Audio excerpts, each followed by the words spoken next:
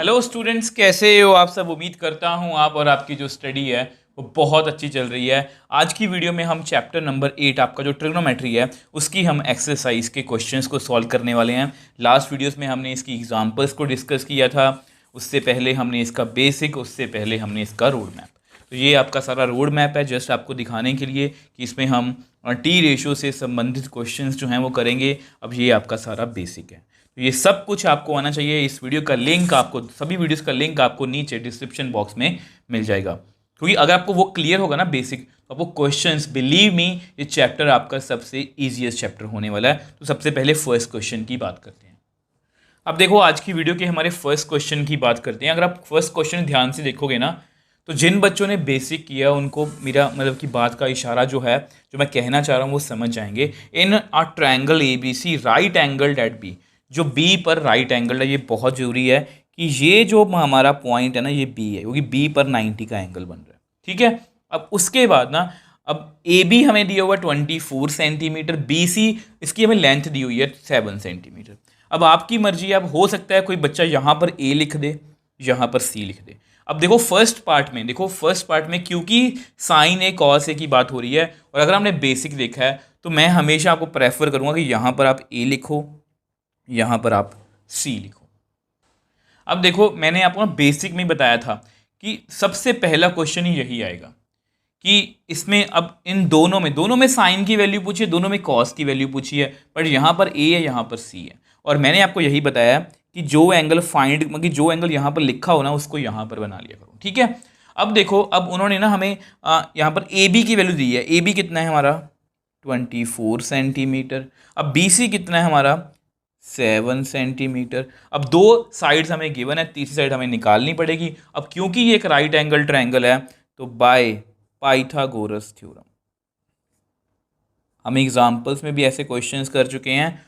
और देखो एनसीईआरटी वाले भी समझते हैं कि बच्चे इसमें गलती करते हैं, इसलिए वो आपको ऐसे कंसेप्ट के क्वेश्चंस दे रहे हैं कि इनमें फ़र्क है।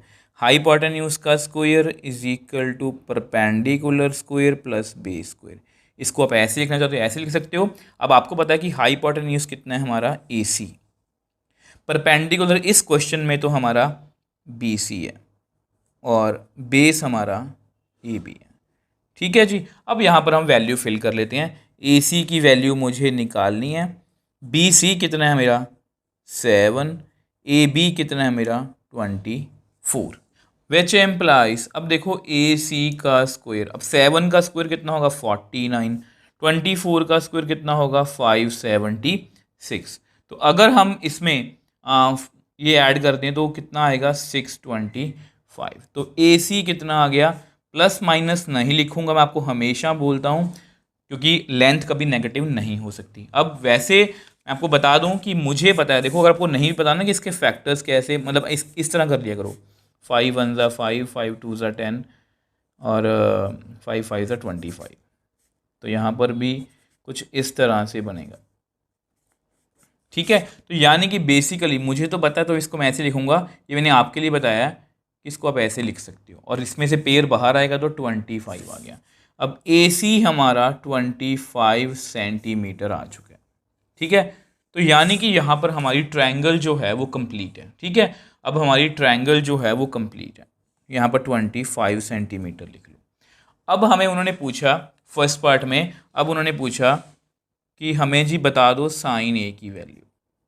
साइन ए आपको पता है, हमने बेसिक से वीडियो में सीखा था इसकी टेक्निक।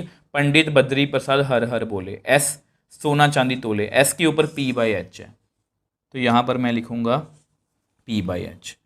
एंड कॉस ए होता है B by H, Badri Prasad हर हर बोले। ठीक है, अब इनकी वैल्यूज जस्ट फिल करनी है हमें। तो पी कितना है हमारा, पी अब इसके सामने परपेंडिकुलर है। ठीक है, तो ये प्लीज़ बात का ध्यान रखना, ये परपेंडिकुलर यहाँ पर लिखा भी हुआ है। तो बी सी कितना है 7, ये कितना है 25। कॉस ए कितना है, बी बेस कितना है 24/25। तो इस तरह से हमने मतलब साइन ए और कॉस ए की वैल्यू जो है वो निकाल ली। अब नेक्स्ट पेज पे मैं आपको साइन सी और कॉस सी की वैल्यू बता दूंगा। देखो दोनों सेम है बट थोड़ा सा चेंज करने से, एंगल चेंज करने से आपको पता है कि अगर मैं ये वाला एंगल लूँगा तो मुझे ट्रायंगल को रोटेट करना पड़ेगा। ठीक है, तो ऐसा करते हैं, उसको हम नेक्स्ट पेज पे सॉल्व कर लेते हैं। अब देखो पिछली ट्रायंगल चाहे जैसी भी रही हो, ठीक है, ये आपका बेसिकली देखा जाए सेकंड पार्ट है। पिछली ट्रायंगल जैसे भी रही हो, हमें पता है कि यहाँ पर हमें साइन सी और कॉस सी फाइंड करना है, तो ये एंगल मुझे सी लेना पड़ेगा और ये कितना होगा ए। ठीक है, अब ये मैंने वैसे साइड्स इसलिए लिखी हैं क्योंकि अब चेंज होगा। देखो ए सी तो वही रहेगा हमारा 25 सेंटीमीटर।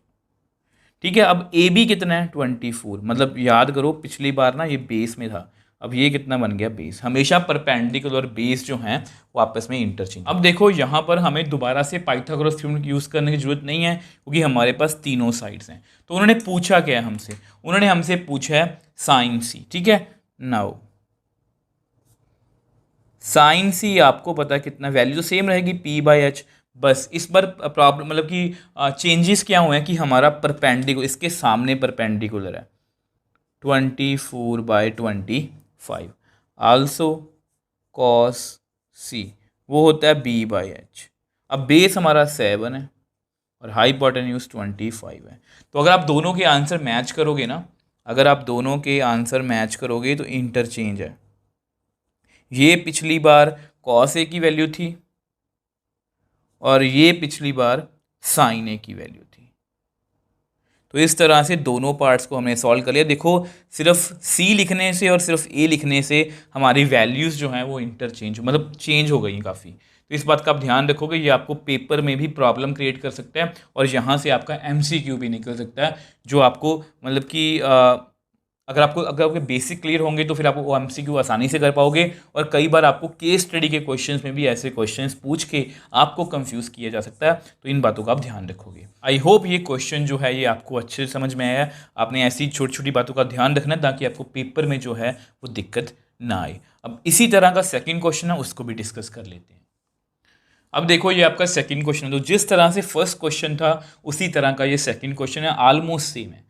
इसमें हमें फिगर दी हुई है पी क्यू आर, कोई राइट एंगल ट्रायंगल है। ठीक है, क्यू पर 90 का एंगल बन रहा है, उन्होंने डायग्राम हमें बना के दी है।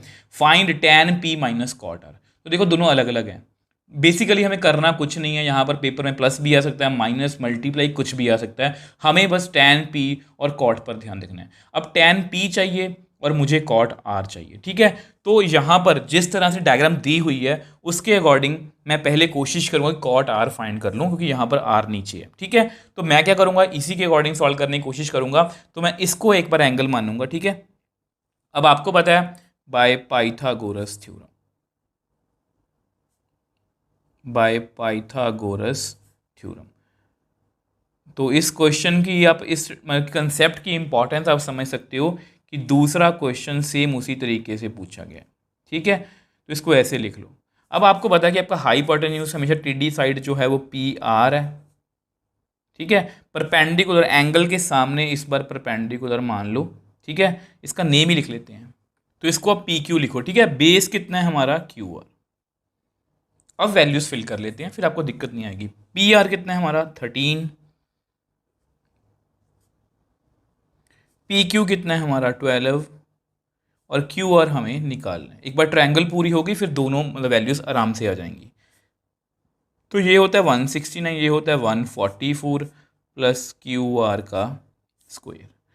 तो क्यू आर का स्क्वायर तो 169, इसको उधर ले जाओ तो -144, तो ये बेसिकली आएगा 25। तो विच एम्प्लाइज क्यू आर कितना आ गया। हम फिर से प्लस माइनस नहीं लिखेंगे, आपको पता है कि साइड कभी भी नेगेटिव नहीं हो सकती, तो यहाँ से पेयर बाहर आएगा। तो क्यू आर कितना आ गया 5 सेंटीमीटर। ठीक है, तो क्यू आर हमने निकाले, ट्रायंगल हमारी जो है वो कंप्लीट हो गई है। ऐसा करते हैं उसको नेक्स्ट पेज पे हम सॉल्व करते हैं।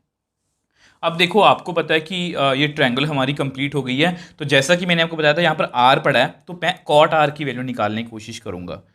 तो कॉट आर की वैल्यू को कैसे याद रखेंगे, वही हमारा रूल पंडित बद्री प्रसाद हर हर बोले। ठीक है, सोना चांदी टी से है पी बाई बी, टैन कितना है पी बाई बी, तो कॉट कितना होगा बी बाई उल्टा। ठीक है, तो बी बाई पी।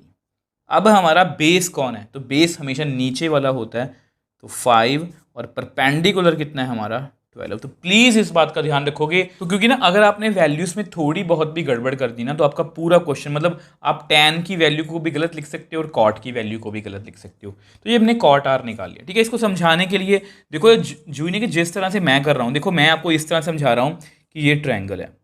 अब इस ट्रायंगल को ना हमें रोटेट करना है ताकि ये हमारा जो P है वो नीचे आ जाए, ठीक है। तो मतलब कि ये हमारा क्या होगा, ये हमारा क्या बन जाएगा फिर P, ये Q रहेगा और ये क्या बन जाएगा R। अब मैं P नीचे क्यों लाया, ताकि मैं tan P की जो वैल्यू है वो निकाल पाऊँ।